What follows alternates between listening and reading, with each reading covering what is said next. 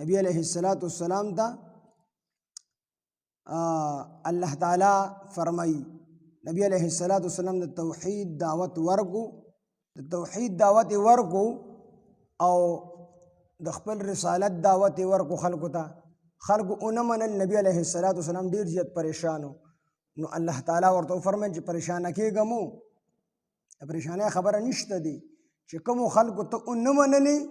نو دې پرې د دنیا کې چې خوراک کی او اسکاک کی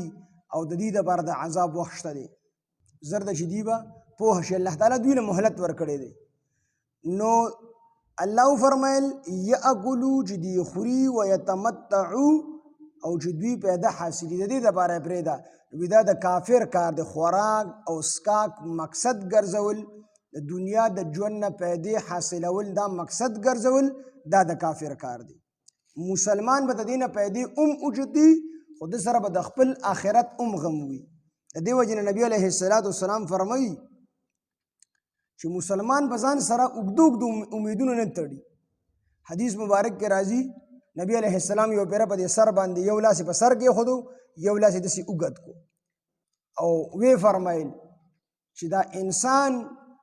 دا په دې سر مې چې لاس کې خودو صحابه ته وی دا مرګ دی د مسلمان دپاره د انسان دپاره چې په دې سر ورته مرګ ولاړ دی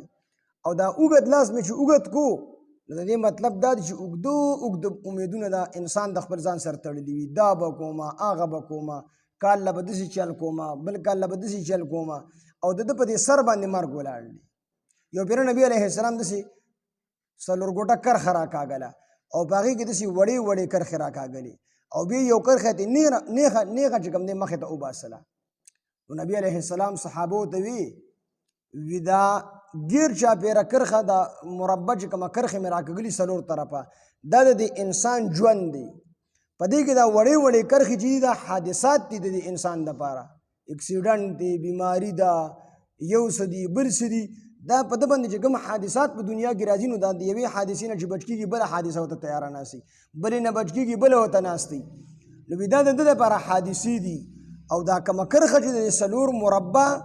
شکل نه بهر ته وتلې ده نو دا د انسان امیدونه دي چې د ده د ژوند نه زیات ته د امیدونه دي دا